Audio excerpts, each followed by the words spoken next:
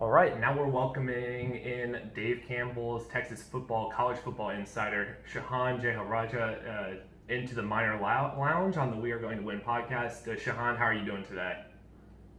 I'm doing fantastic. Thanks so much for having me. Yeah, of course. Thanks for joining. Love these, video conferences that we're doing in these times. So, again, thank you for joining and really interested to talk. You just had your the cover revealed for your third cover story at Dave Campbell's, and want to get into that. But first, before we do, there's been a lot of protesting and rioting going on all across America in the wake of George Floyd's murder in Minneapolis, and you've been really doing your part to strengthen the community on Twitter. Fundraising over $2,000 the other day for various organizations that help with injustice and social injustice. Wanted to just turn it over to you and kind of, why you chose to do that, what you've been feeling, in the past week or so with everything going on. Yeah, well, I think to start things off, social justice has always been something that's very important to me, and especially, racial justice. It was something that I studied a lot growing up. It was something that I was always passionate about. And, one of the funny things about working in college football is obviously you see that intersection of people and politics and race and justice. You see it all kind of come together in a lot of ways. So that's one of the things I really love about doing this job is dealing with different types of people. And so, Sure. For me, I've been very blessed. I've been very lucky. I didn't get laid off during the COVID situation. I didn't get furloughed. I've been one of the few sports writers in a lot of ways that's been able to kind of maintain in a lot of ways. I've been able to work from home. I've been able to do everything. And so, for me, we always try to donate to worthy organizations. But, when we got that payout from the government, it was nice to have it. Obviously, we didn't really feel like we especially needed it just because we've been blessed, obviously. We had already donated some of the money before, but we really felt like there was an opportunity for us to come and put some of that money forward and maybe try to keep it going, if that makes sense. So for me, yesterday, I put up a list of organizations that I would match donations to. I think that we ended up donating maybe even a little bit more than I thought that we were going to at the beginning of the day, but, again, it's all going to such great causes, and it was so unbelievable to get to raise all that money and get people involved and get people talking and see people donate even after we were done. And, this has been a very difficult time for our country, but it's really exciting for me to see that, Black student athletes are speaking out, Black athletes are speaking out. We're starting to really hear from them. We're starting to hear from coaches who realize I can't ignore that anymore. I can't ignore that part of the players that I coach. And, I really do hope that at the end of the day, this becomes a reckoning for how we, enforce our laws, how we deal with policing, how we interact with people around us. And just I hope that this ends up being a moment that we look back at where we really started to address structural racism head on. Yeah, and you made a great point. Sports is kind of that intersection, and it usually is there to unify us. Of course, with the pandemic, it hasn't been there, and we've all been sheltering in place, kind of itching to get back out. And then, of course, the injustice that we've seen happens from Minneapolis to Buffalo, and a lot of disheartening things out there. But hopefully, we can use that as a movement. And I think players speaking out and using their platform, using your platform, for example, I think there's a lot of good that can come from that. So it's been good to see players at Florida State, former players at Clemson, and now Texas State today, kind of speaking up against, speaking out about things that have happened to help shine light on that, as Kareem Abdul-Jabbar would say. I'm not sure if you read his piece in the LA Times, but to shine light on the dust of racism in our country. So thank you for doing your part, and it's it's always great to see. So appreciate you. Moving on, congratulations on the cover of Dave Campbell. Again, second football cover, third total for you. We see him in the background there. What was the deciding factor? Why was Shane Buechele and SMU Mustangs chosen for this year's cover? Well, I'm going to go ahead and preface this that I know that I'm on a Baylor podcast, and I will go ahead and say, we were really hoping that Baylor would have a shot at this. I think that obviously when everybody kind of left and Matt Rule was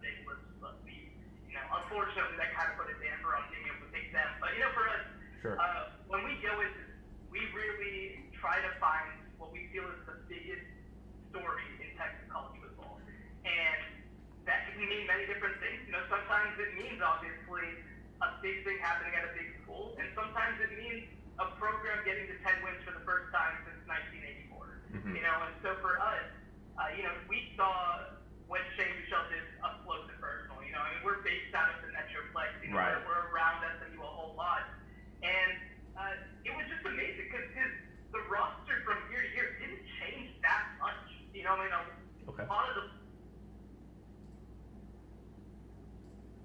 in 2019, but we can obviously talk a lot about what Shane Michelle can do on a football field, but what we were really interested in was how he kind of helped change the culture off the field and how he ingratiated himself off the field. And on top of that, I think that anybody can tell you, SMU's having a moment right now because of obviously their success, but also, these Dallas uniforms are unbelievable. I think that they are arguably the best uniforms in the state right now. That was huge for us to get to put them on the cover, and I think that first we just saw the momentum of what was going on. We saw what them coming back this year, and we felt like projecting forward, they're going to be a really special team, and this is going to be a story that ages, I think, pretty graceful. Gotcha. So, right, 10 wins last year. I think they did lose their bowl game, but they were making noise. I remember that. And Shane Buechele was one of the top quarterbacks in the nation. He had almost 4,000 yards, just over 3,900, and 32 TDs, 10 interceptions. So it's crazy to think that they have a lot of their arsenal coming back for sure. For people that are anticipating the magazine being delivered to them or hitting the shelves of book stands, what are some things that the readers can look forward to, not only with that SMU story, but just the whole magazine in general? Yeah, well, obviously we love to do it big. That's sort of our thing over at Campbell Texas football. So we've previewed all 47 colleges in the state of Texas that play football, all the way from Texas all the way down to the junior college schools. We preview every single high school team that plays in the state of Texas. We preview every single conference. The ones that have a Texas team we preview fully. The ones that don't have a Texas team, we do sort of a shorter preview, but you'll still get some information about the ACC, the Pac-12, everybody in this magazine. Mm-hmm. And that's the thing, right? It's like if you are a football fan in the state of Texas, I think that we are really a one-stop shop. We are the people who are going to be able to tell you not only what can you expect from these FBS teams, which every one of them gets a 5-page section, that's 3,000 words. Yeah. You're not only seeing what the FBS teams are doing, but you're getting to know, what is the Lone Star Conference going to look like? What's the American Southwest Conference going to look like? What's the junior college team going to look like? Who do you need to know? And obviously then to the high school level. I think that we really just have an unbelievable product. It's obviously entering its 61st year of publication, and I think that this one's our best guess. Yeah, that's incredible. And like you said, every FBS team, 3,000 words, 5-page spread, plus every other school in Texas, and then go ahead and give me a little sampling of what can I expect from the ACC if my Texas team comes out from the our conference to the playoff or something like that. Who am I going to face, expectedly in the nation? So it's a lot of work, and I can't even imagine how much work it takes to put a print magazine together. And you mentioned it on Twitter, that the fact that you had to do all this basically virtually and remote, the interviews, the covers, the stories, the writing, the editing, the photos, working back and forth with your colleagues. What was the most challenging part of that process? Well, so usually when I go and do college preview sections, like the FBS section, I'll go to the location where they're at. I think that last year I went to 7 of the 9 schools to write my section. Okay. So what that means is that I'm going to, Waco, for example, and I'm sitting down with Dave Aranda, I'm sitting down with Larry Fedora, I'm sitting down with Ron Roberts and a couple of players, all in a day or maybe 2, right? And so for that period, it happens pretty quickly, one after the other, and I'm also kind of in Baylor mode all day, right? So the funny thing about this is I have to basically set up every interview individually.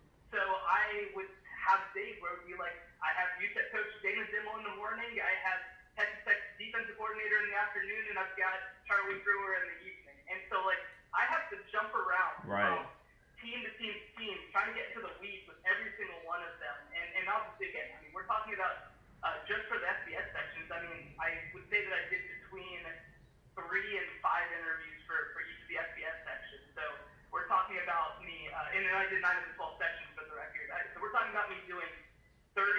35 interviews I'm setting up individually, not counting anything I'm doing for the main feature, not counting any of the SDS stuff.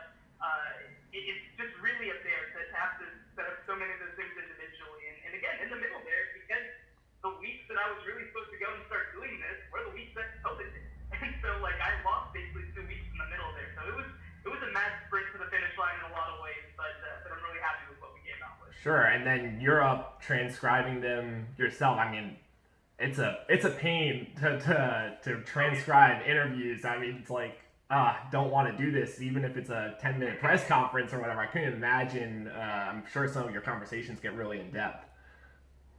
Yeah, and we're talking about, for me, especially with sort of an abbreviated time period. I mean, with a lot of the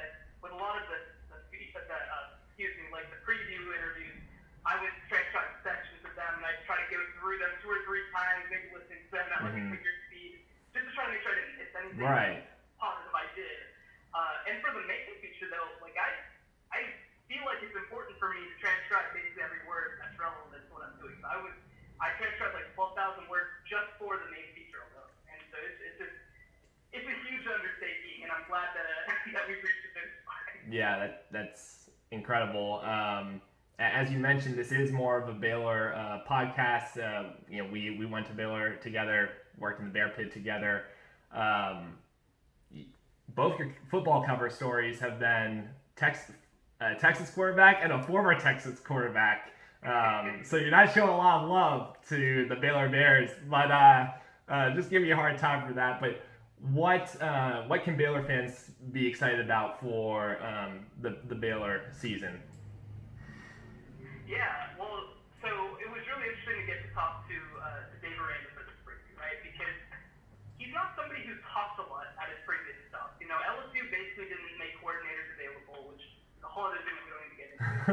And then, Wisconsin, he didn't talk a whole lot. Maybe a little bit more at Utah State. We're talking a decade at this right. point when you're getting to that. And so, for me, I think that a lot of people always pegged him as kind of being just a defensive guru, right? Not necessarily being quote unquote head coach material, whatever that means, And so it was really interesting to talk to him because obviously in so many ways he's different than that. He's not going to be sort of that vocal leader at the front, but the thing that you realize when you talk to him, and I'm lucky to have talked to him for the main feature and also one other time. The thing that you realize is that he's a very thoughtful guy. He is somebody who is very honest, he's very upfront, he's trying to think about everything. Like, there's a reason that he's kind of gotten that intellectual label, and I think that it really does fit him in a lot of ways. And talking to people around the program, too, you kind of see this maybe not the best public speaking phase from him when he's getting addressed to a crowd, but, like, the thing that he's very good at is making relationships.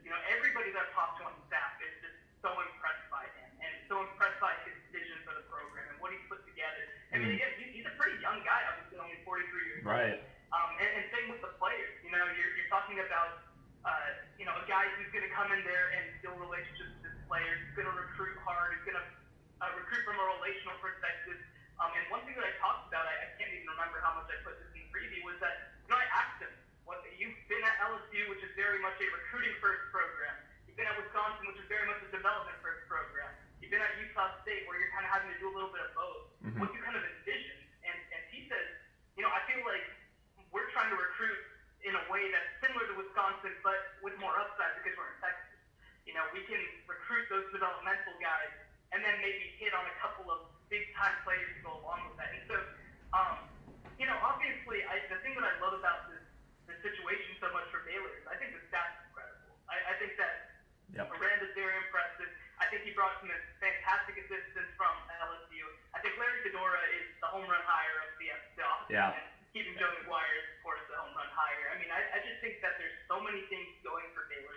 And we'll have to see what it looks like when they actually go to practice, because that's going to be a big thing, but they didn't have spring practice. But I think that there's so much to like about this hire and about where Baylor is right now.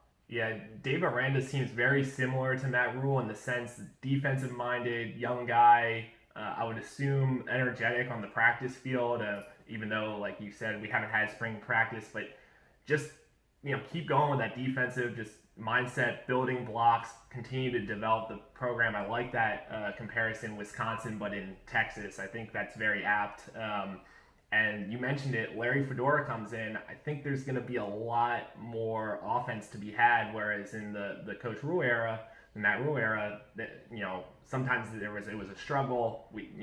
Fans wanted more offense. I think they're going to get it with Larry coming in as the OC. Did anything stand out in your conversations with him and or Charlie Brewer?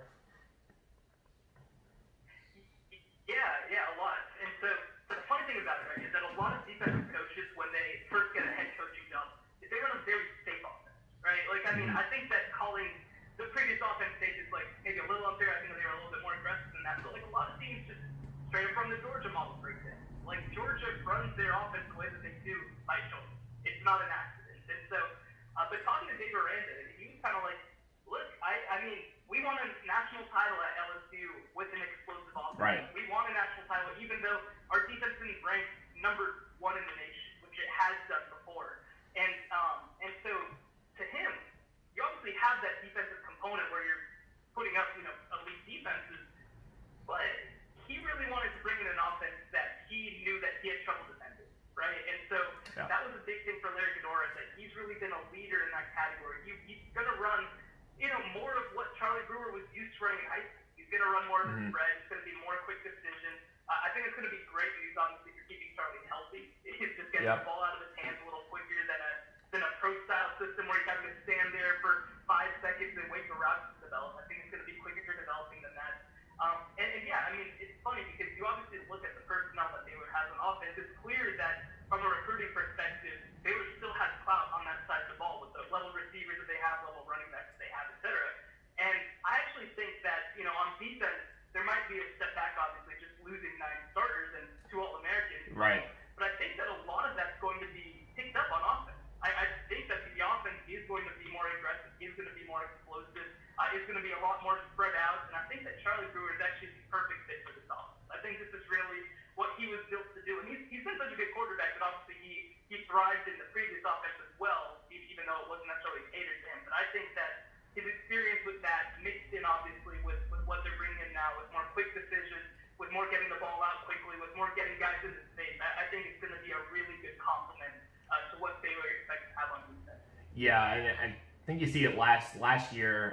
Baylor's defense was maybe top 30 in the nation, which was a 80 spot improvement from 2017, the 1-11 year. But their offense was maybe top 46, 50. It declined actually just a little bit from 2018 to 2019. I think that's why there were so many close games. Why Charlie Brewer had to lead so many comebacks. Yeah, I think he has 8 game-winning or tying drives in the fourth quarter in his career, which is basically 18-19. But I think there's going to be less of that this year. And with Charlie being a senior, coming back, no spring practices, all that experience, I think that's going to be an advantage for Baylor, going into the fall. Hopefully there's football season, but I think that's an advantage, just having an experienced quarterback with an offensive guru that's going to be like, well, let's just run up and down the field and score as many points as possible. So, real quick, one last question on Baylor that I did want to get to.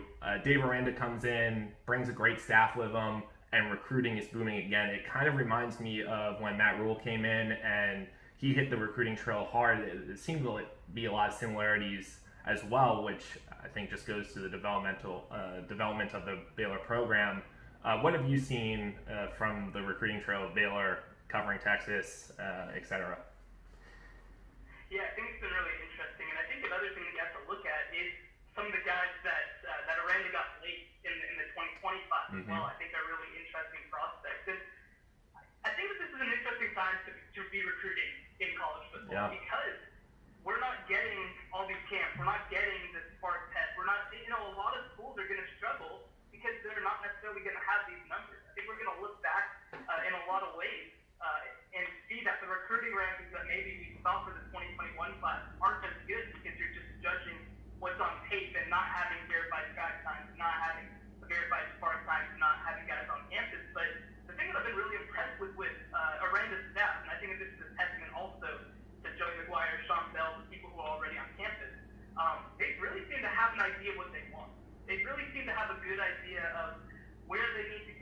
high in the guys that they're going to get. And I think that, we're sort of seeing like, yeah, these aren't necessarily the 5-star kids, but they're kids who, as soon as they commit to Baylor, everybody's like, wait, why wasn't that kid recruited for?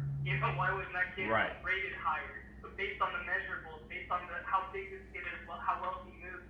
One thing that's obviously been interesting to see is that they have gone out of state a little bit more, which I do think, obviously Texas is always going to be king and it's going to be home for them.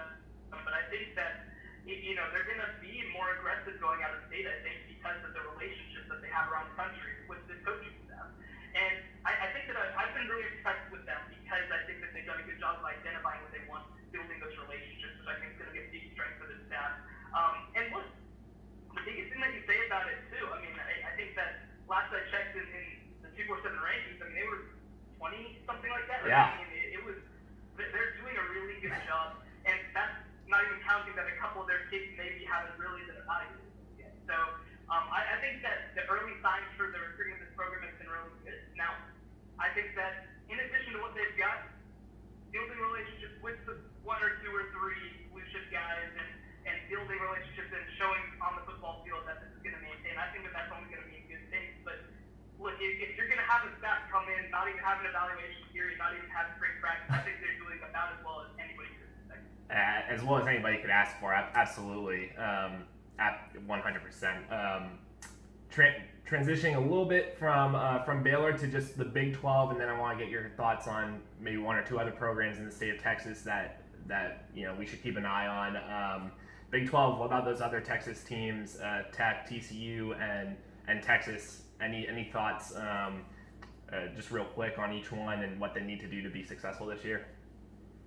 Yeah, well, let's start with Texas. So I think that, when Tom Herman wins 8 games and fires, however many coaches and brings in 5 new coaches, I think that that's clear that, expectations are going to be really high for this program. Mm-hmm. I don't think that winning 8 games is good enough. I think that if they don't make the Big 12 championship game this season, will be seen as a failure. And I don't think that there's anything really short of that would make things any better, I guess. And, you look at the talent that they have on campus, and one thing talking to Coach Herman is that they don't feel like they've developed the talent at the level that they need. And I think that secondary is the perfect example of that. In 2018, they bring in this elite defensive back recruiting class, one of the best that I've ever seen. And last year they have the number 127 passes. How do those 2 things go together? I think there's going to be a lot of pressure on Texas this year to get 10 wins and to, at least get back to what they did 2 years ago, if not obviously improve on it. Right. Moving to TCU, I think, look, they've done some weird things with their offensive staff. They've decided to bring back Doug Meacham as inside receivers coach, and obviously Meacham and company were the masterminds behind that Spawn Boykin offense that really dominated the Big 12 for a couple of years there. But they've steadily declined on offense since 2015. Right. And so now they've brought in Jerry Kill, the former Minnesota head coach, as an off-field consultant. Jeyarajah calls him the head coach of offense. I have no idea what that is. It's for him to know and you to find out, right? Right, and that's exactly what he told us. And so they'll probably have to work through some of that during the offseason, which is never ideal. Defensively, obviously they lose a kid like Ross Blacklock. They're going to need to get more from their defensive line. Last year's defense, I want to say, was the least sacked since Gary Patterson's been a head coach. They did not get enough from that unit. Mm-hmm. So, but I do think that they have enough coming back on defense, so they're going to be really good. But that development under center and that development on offense is really going to be a big deal there. Yeah. Texas Tech, the biggest thing that they have going for them, and actually the 2 biggest things that have going for them, is crazy staff continuity. They didn't hardly lose anybody, and they also have Alan Bowman coming back. And I think that we saw when Alan Bowman was a true freshman, what he was able to accomplish on a football field, how accurate he was, and how decisive he was. And now, in those first 3 games last year under offensive coordinator David Yost, it wasn't quite as good as it was the year before under Cliff Kingsbury, but his accuracy is not in question, strong check is not in question, and I think he's going to get more comfortable this year. So it's going to be a tough task for Texas Tech just because they lost a couple of really key contributors and already obviously struggled. But look, I don't think that 4-8 was necessarily emblematic of how good this team was last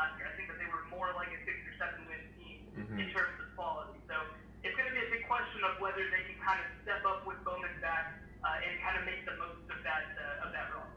Yeah, and both Texas Tech and TCU took Baylor to a total of combined 5 overtimes. So, you know, you're talking about a couple plays, and Texas Tech certainly thinks they should have had it with that right. bad call there. Well, So.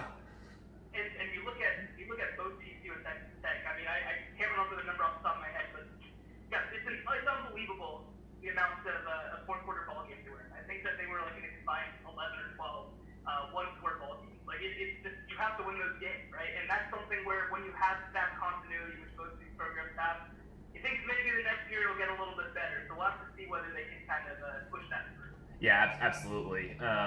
The state of Texas, you mentioned, obviously the cover is SMU. You mentioned they have a ton of talent coming back. They're a 10-win program. First, do you think they can make any national noise? You know, or New Year's Six Bowl is maybe their ceiling, and then maybe one or two other storylines that you found really interesting. Yeah, so the interesting thing about them is obviously they lost their offensive coordinator, Brett Lashley, who's now at the University of Miami. But they brought in actually Lincoln Riley's younger brother, Jeyarajah, who was the offensive coordinator at Appalachian State. So this shouldn't be much of a jump off, obviously. And that family knows offense pretty dang well. Yeah. I think that for SMU, they lost a lot of key players, right? Like they lost James Crochet, who's an NFL wide receiver. They lost Xavier Jones, who I think is in the NFL. They lost Patrick Nelson, who people don't realize this. Patrick Nelson finished second in the nation in sacks as a linebacker, only behind Chase Young. Like this is a big time player, and that's for Clayton. But the other thing too is that they get Shane Michelle back, they get Reggie Robertson back. They brought in a fantastic recruiting class. Danny Gray's a receiver who I think is stepping right away and be like a big time impact receiver at SMU. And then on defense, I mean they keep bringing in transfers. Devin Callaway was a guy that Baylor wanted to go back a couple of years ago. Michael Williams was a graduate transfer from Stanford who Baylor recruited, and he picked up SMU over big. You know, so like these are big time players who are not just good for the AAC. They're good players. They're really, really good football players. And so, it's going to be about whether they can get guys up to speed very quickly. I think that's always going to be the tough thing when you're constantly bringing in transfers. That it's not always going to work as well as it does when Shane Michelle is your quarterback. But look, I think that they understand the pressure that they have to kind of repeat some of what they did last season. And I think that in a lot of ways their schedule is easy, right? Because they get next at home, for example. They get maybe at home.